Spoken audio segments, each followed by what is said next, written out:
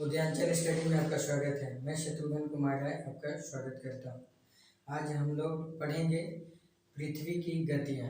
पृथ्वी की क्या क्या गति होती है उसके बारे में आज हम लोग जानेंगे। और इसके पहले हम लोग अक्षांश, देशांतर, ग्लोब और सौरमंडल ये सब हम लोग जान चुके हैं। ग्रहों की स्थिति ये सब जान चुके हैं। इन सभी वीडियो का हम लिंक सब्सक्रिप्शन बॉक्स में दे देंगे, आप लोग देखिएगा। और आज हम लोग बात करेंगे पृथ्वी की गतियों पर। तो आइए आज हम पृथ्वी की गति पे चर्चा करते हैं। पृथ्वी की गति की जब हम बात करते हैं तो पृथ्वी की दो ही गति होती है, एक होती है घूर्णन गति और एक होती है परिक्रमण गति। तो जैसे ये पृथ्वी है तो पृथ्वी की घूर्णन, पृथ्वी का क्या है, जैसे कक्षीय समतल। कक्षीय समतल वो समतल होता है जिसपे क्या कहते हैं कि जो ध्रुव से 66.5 डिग्री का कोण बनाता है। अपने कक्ष में ध्रुव से 66.5 डिग्री पे कोण बनाता है और पृथ्वी अपने अक्ष पे ये 23.5 डिग्री झुकी हुई है। तो पृथ्वी अपने अक्ष पे यानी कि अपने इस अक्ष पे, ये अक्ष हो गया, ये उत्तर ध्रुव हो गया, ये दक्षिण ध्रुव हो गया, अपने अक्ष पे घूमती है। इसे हम घूर्णन गति बोलते हैं, घूर्णन गति बोलते हैं, घूर्णन गति। अब क्या है कि घूर्णन गति क्या होता है कि पृथ्वी अपने अक्ष पे एक जगह पे है, उसी पे अपना घूम रही है। तो घूम गई तो इसके घूमने की वजह से पृथ्वी पे दिन और रात होते हैं, इसलिए इसे हम लोग दैनिक गति भी बोलते हैं, दैनिक गति। इसका बहुत बड़ा भूमिका होता है। अगर पृथ्वी घूमे नहीं तो यहाँ जिस पोर्शन में रहेगी उसी एक पोर्शन पे सूर्य का प्रकाश पड़ेगा और उधर क्या कहते हैं कंटिन्यू ऊष्मा अवशोषित करेगा और उधर का जो सिचुएशन होगा वो क्या होगा कि कंटिन्यू ऊष्मा अवशोषित करेगा और उधर गर्म रहेगा और अपोजिट साइड में हमेशा अंधेरा रहेगा और उधर ठंड रहेगी। तो ऐसे में जीवन संभव नहीं हो पाता। इसलिए ये इसकी घूर्णन गति का बहुत बड़ा रोल होता है और इसकी घूमने की वजह से दिन रात होते हैं, इसलिए इसे हम लोग दैनिक गति भी करते हैं। तो एक बात तो ये समझ गए। दूसरा यहाँ से एक और बात निकल कर आता है कि पृथ्वी पे दिन और रात को विभाजित करने वाले जो वृत्त होते हैं उसे हम प्रदीप्ति वृत्त कहते हैं। प्रदीप्ति वृत्त के नाम से हम लोग जानते हैं। ये क्या होता है, इसको हम, ये बहुत पूछता नहीं है, इसको बस बताने के लिए हम बता देते हैं कि प्रदीप्ति वृत्त वो वृत्त होता है जो पृथ्वी पे दिन और रात के लिए एक सबसे बड़ा कारक होता है। इसको कारक तो घूर्णन होता है, लेकिन इसको हम लोग एक नाम दे दिए हैं, दिन और रात को विभाजित करने वाले वृत्त, जिसका नाम प्रदीप्ति वृत्त है। आइए अब हम बात करते हैं परिक्रमण गति की। परिक्रमण गति, परिक्रमण गति क्या होती है? जब पृथ्वी ये शुरू हो गया परवलया पथ पे, अति दीर्घ वृत्ताकार पथ पे सूर्य का भ्रमण करती है, सूर्य को घूमती है एक निश्चित कक्ष में, उसे हम लोग परिक्रमण गति कहते हैं। क्योंकि पृथ्वी 365 दिन और 6 घंटा में 365 दिन 6 घंटा में एक परिक्रमा पूरा करती है। इसको हम लोग एक वर्ष बोलते हैं। इसका 365 दिन को हम लोग पूरा एक वर्ष बोल देते हैं। तो इसलिए परिक्रमण गति को हम लोग वार्षिक गति बोलते हैं, वार्षिक गति। अब यहाँ से एक बात और निकल के आती है, ये 365 दिन को हम लोग एक साल मानते हैं और ये 6 घंटा को हम लोग कंटिन्यू चौथे साल में जाके जोड़ते हैं। जैसे 365 दिन और 365 दिन होते हैं, इसको एक वर्ष मानते हैं, फिर ये दूसरा वर्ष हो गया, फिर ये तीसरा वर्ष हो गया, तो यहाँ भी 6-6 घंटा बढ़ते चला गया, ये 6-6 घंटा बढ़ते चला गया। और चौथे वर्ष में आके यानी यहाँ पे आके इसको हम लोग पूरा 24 घंटा हो जाता है, और इसको हम लोग एक दिन जो होता है इसको हम लोग जैसे प्रत्येक साल फरवरी के महीना में 28 दिन होता है, तो चौथे साल में जाके फरवरी के महीना में 29 दिन हो जाता है। और वो साल जो होता है वो 366 दिन का होता है, इसको हम लोग लीप ईयर बोलते हैं, इसको हम लोग लीप ईयर बोलते हैं।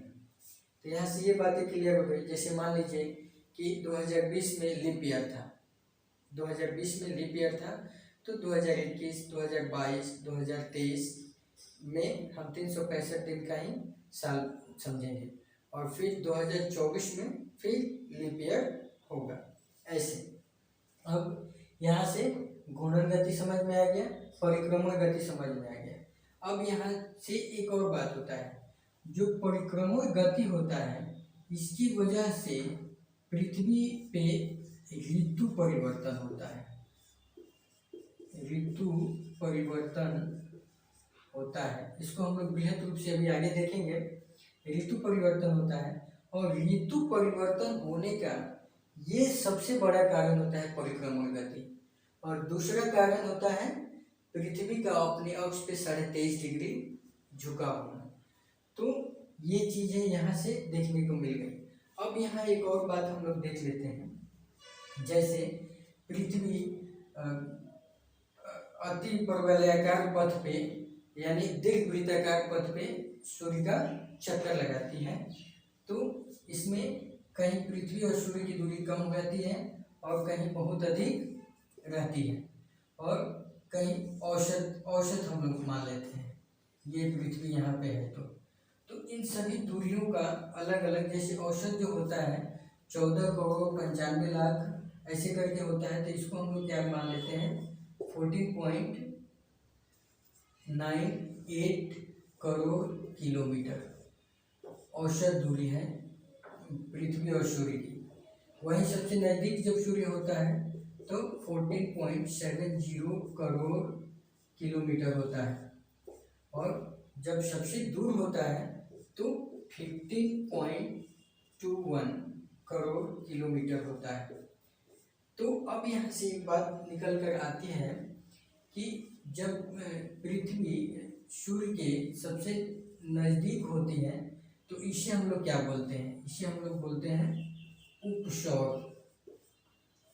ये वनडे के एग्जाम में अक्सर पूछे जाते हैं। कभी कभी तो देखा गया है कि सिविल सर्विसेज स्टेट वर्सेज जो सिविल सर्विसेज होते हैं उसमें भी पूछ लिए जाते हैं, लेकिन वनडे एग्जाम में जैसे SSC रेलवे ये सब में इससे बहुत क्वेश्चन पूछे जाते हैं। तो ये उपसौर की घटना इसको बोलते हैं। और जब पृथ्वी सूर्य से अधिकतम दूरी पे होती है उसे हम ऑफशोर की घटना बोलते हैं, ऑफशोर। अब एक और बात यहाँ से जानना जरूरी है, उपसौर और ऑफशोर की घटना कब होती है। उप माने छोटा, अप मतलब बड़ा, नाम से भी क्लियर है। तो उप का मतलब हो गया यानी कि 3 जनवरी को ये घटना उपसौर की घटना होती है, और ये 4 जुलाई को ऑफशोर की घटना होती है। तो ये बातें यहाँ से हो गई, और हम लोग घूर्णन गति समझ गए। घूर्णन गति बहुत बड़ा रोल अदा करती है पृथ्वी पे दिन रात के लिए। परिक्रमण गति को वार्षिक गति भी बोलते हैं। इसकी वजह से पृथ्वी पे ऋतु परिवर्तन होता है, और पृथ्वी का अपने अक्ष पे 23.5 डिग्री झुके होने पे भी है कि अब हम लोग इसको विधिवत समझेंगे। अब इसमें क्या समझना है कि यहाँ से एक और क्वेश्चन पूछता है कि जब सूर्य की किरणें लंबवत रूप से विषुवत रेखा पे पड़ती हैं तो उस समय पूरे पृथ्वी पे दिन और रात बराबर होते हैं। तो ये कब ये घटनाएं होती हैं, जैसे यहाँ पे देखिए लंबवत रूप से विषुवत रेखा पे पड़ रही है। ये विषुवत रेखा, चूंकि पृथ्वी का एक चीज हम लोग देखें तो देखेंगे क्या पृथ्वी का हर जगह डायरेक्शन सेम है। क्यों? क्योंकि पृथ्वी पश्चिम से पूर्व की ओर घूमती है, तो अपने अक्ष पे तो ऐसे घूम रही है, तो ये डायरेक्शन सब जगह सेम है। तो ये क्या देखते हैं कि जब सूर्य की किरणें लंबवत रूप से विषुवत रेखा पे पड़ती हैं तो उस दिन पूरे पृथ्वी पे दिन और रात बराबर होते हैं। ये कब कब घटना घटती है? ये घटना घटती है 21 मार्च और 23 सितंबर को। इसको हम लोग विषुव भी बोलते हैं, विषुव। इन दोनों डेट पे जो घटना घटती है इसको हम लोग विषुव भी बोलते हैं। अब यहाँ पे क्या होता है, एक स्लाइटली चेंज होता है।